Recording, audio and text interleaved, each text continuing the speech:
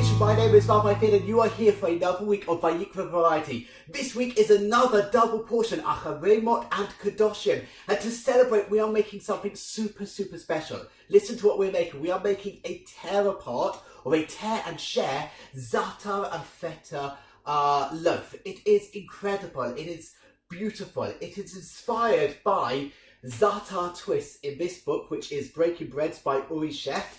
In here, he has an incredible recipe where he takes a babka dough and he fills it with labneh and za'atar and feta and chili and all other wonderful things.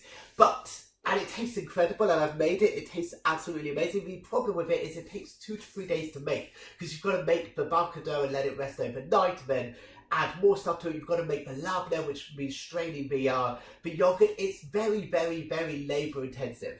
So inspired by the flavours of this, I came up last year for Shavuot with this tear and share loaf. It is wonderful. We're going to be making little swirls of this feta za'atar pastry. We're not going to be filling it with labneh. We're going to be using sour cream instead. It is quite easy to make. There's a few steps, but follow me. The first thing you want to do is into a jug, which is microwavable. Put in 3/4 of a cup of milk and 50 grams of butter. 3/4 of a cup of milk, 50 grams of butter, and then put it into the microwave for 30 seconds. Whilst that is is heating up, into a bowl, you want to add 3 cups of bread flour. If you don't have bread flour, then use plain flour. But I always prefer, with these kind of things, to use bread flour. 3 cups of bread flour, and you want to add in 1/4 of a cup of sugar. 1/4 of a cup of sugar is going to go in with the flour. This is quite a sweet dough. In truth, if you want to make cinnamon buns, you can use this dough, and instead of putting the filling that I'm going to be putting in, increase the sugar personally. But use this to make cinnamon buns. A pinch of salt, really no more than a pinch of salt, and 2 teaspoons of instant quick action yeast. So to recap, in here has gone 3 cups of flour, 1/4 of a cup of sugar, a pinch of salt, and 2 teaspoons of fast action yeast. Give that all a little bit of a mix. Let me tell you about the first portion of this week's Torah double portion. The first portion is called Acharei, and this really deals with the laws primarily to do with Yom Kippur. We have the whole service that would take place on Yom Kippur, the Day of Atonement, which would involve taking a couple of goats, sending one to Azazel, one to be sacrificed, and actually contains the Torah reading that we read on Yom Kippur as we explain the laws that are happening. In truth, the most interesting, if I can say, that portion is Kedoshim, but I'm going to explain to you all about that once I've made my dough. So the next step is get your now slightly warmed milk and slightly melted butter and just pour it in. This is a super easy dough to make. Add in 2 eggs. Hopefully you will have enough liquid in here to make this come together. I like to use a stand mix. If you don't have a stand mix, then with a dough hook, then just use your hands, or use at this point a spoon to slowly bring it together, and then you're going to knead it. I want to knead this for about 10 minutes, and then I'm going to cover it and let it rise till it's doubled in size, probably about 2 to 3 hours, depending on how hot the kitchen is.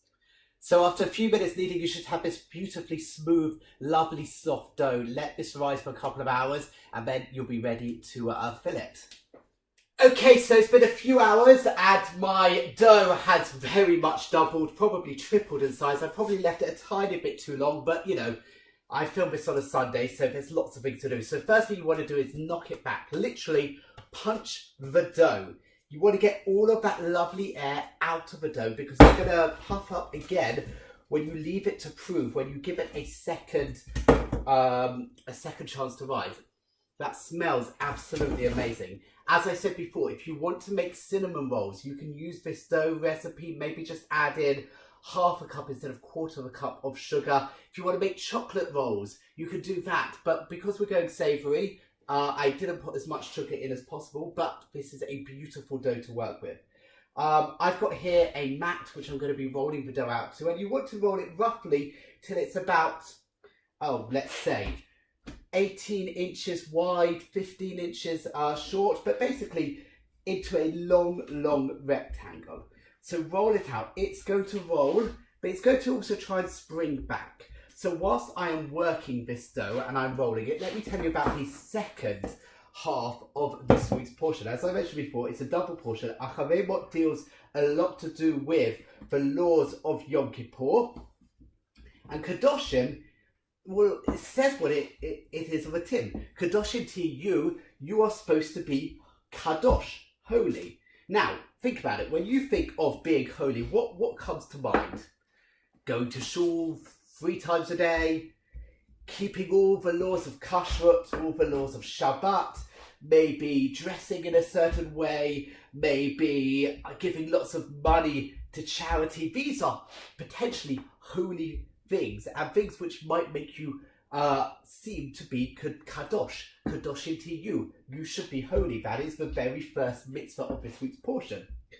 But actually, if you look at this week's Torah portion, there are a mixture of laws all under this banner of what it means to be kadosh, what it means to be holy. Yes, there are what I would call the religious laws, certain laws which govern behaviour, including not worshipping idols, but also there's a lot of interpersonal laws.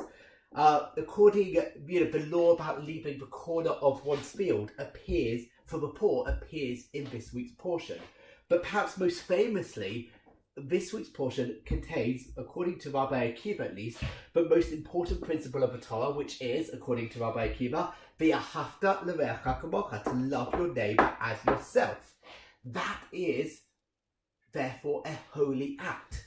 To be a decent individual, to be a kind individual, to love one's neighbour as one loves himself, or to do the negative version, is don't treat other people in a way that you yourself would not wish to be treated.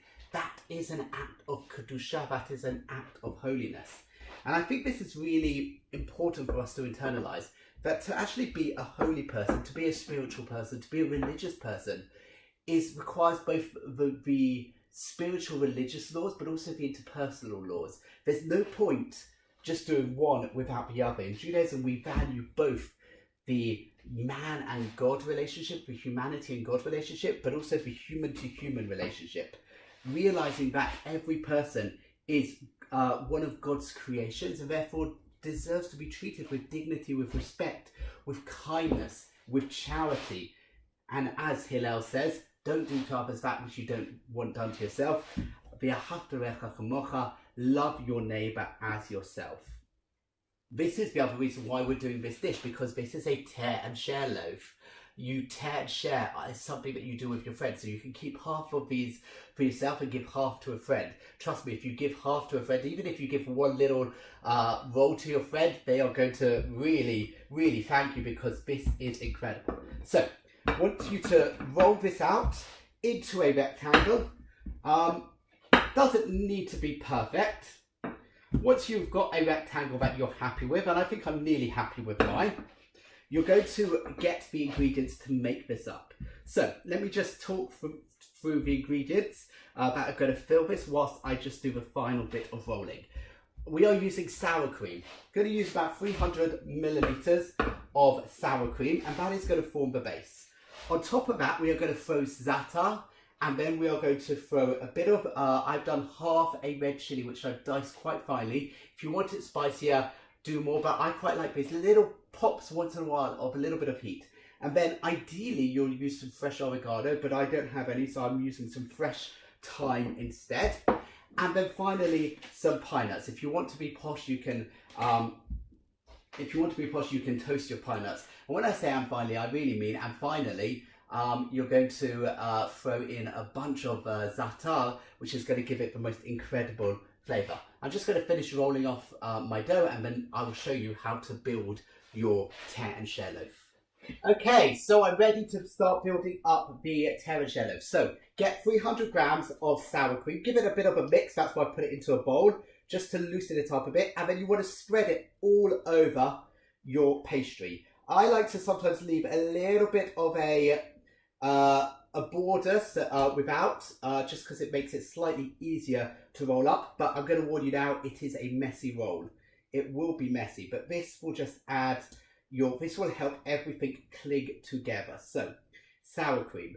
If you want to make the real version, Google the recipe for the Za'atar Feta twist, but the real version uses labna, which is a wonderful strained yogurt, but it takes 2 days to make, and well, to be frank, who's got 2 days of time to wait to make something which is so gorgeous as this?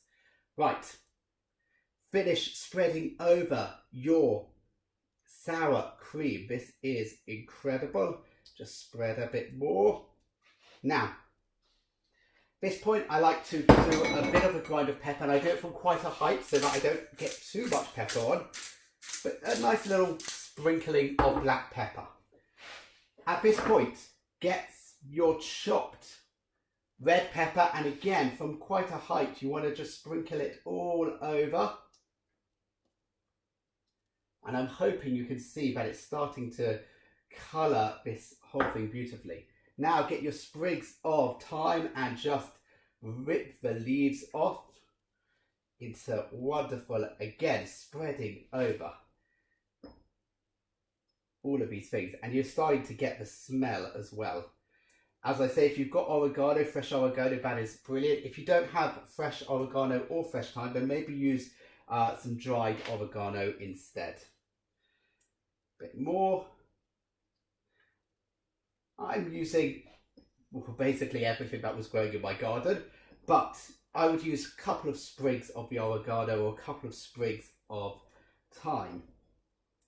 Right, now let's add some pine nuts. Again, a handful of pine nuts. If you really want to do a measurement of pine nuts, I would say about 10 to 20 grams of pine nuts. You don't need loads of pine nuts.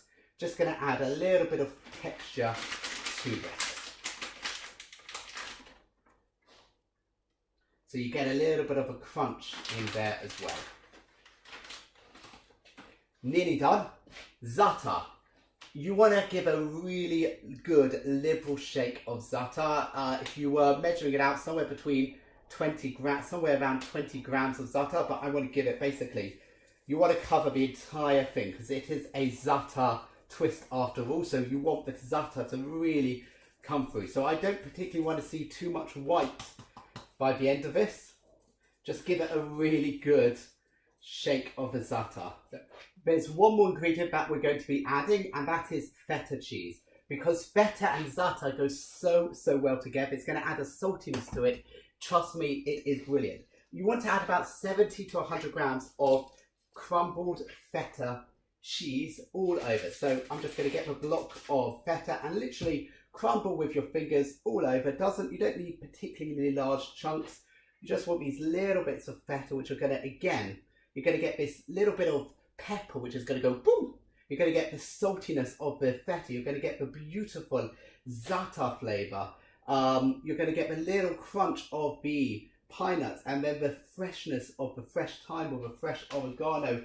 And then it's going to be with this beautiful, like, sour, smooth texture of the sour cream, which is just going to bring it all together with this slightly sweetened dough. It is the perfect hair and share loaf. But there you are. Got the feta in, and give it one more look. So I'm noticing that actually over here there is not enough za'atar, so I'm going to give it another liberal sprinkle of za'atar, because you really do want za'atar to be your prominent flavour. Once you've done this, wipe your hands and literally roll it up into a roly-poly. I would recommend actually rolling from the shorter end. So you're going to roll from the short end to one end to the other end, and just roll it up as tightly as you possibly can. This is messy. There is no nice way to do this. Your work surface will get messy, which is why I'm using this mat. Hopefully you have put enough flour on here that it's not going to stick too much. And then once you've rolled it up, use your hands and just try and squeeze it. I can't think of a better word. Squeeze it together so it's going to be slightly tighter when you cut it. This is going to be a tear and share loaf, so get a 9x9 pan. You're probably going to have a few bits left over at the end, which you can put together into a smaller terre loaf. Get a knife, a sharp knife, and you just want to cut the two ends off because they're not really going to have that much flavour and filling in it.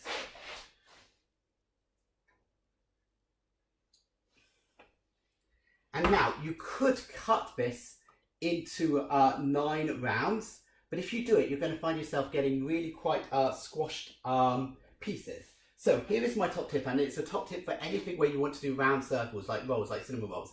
Get some tooth floss, wash it so you get rid of any of the minty flavour, and use that to create really good circles. So just put it underneath, and hopefully you can see this. Grab, and there you are.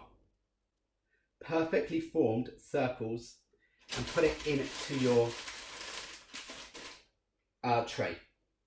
I'm going to fill up this tray, and then I'm going to show you what it looks like, and you're going to leave it to rest again for another 45 minutes till it starts to double roughly in size again. Proof about an hour, so you can see they've really puffed up. They're going to go into an oven at 170 degrees Celsius for about 20 minutes. Before I do it though, I'm just going to throw one more sprinkle of za'atar on top, and then pop these in the oven, and I'll show you them once they're done. So here it is, my Za'atar and Feta tear and share, the perfect dish for this week's double portion to celebrate friendship, to celebrate the Ahavta. Make it this Shabbat, or if you want to bookmark this recipe and make it on Shavuot. I hope you have a great week.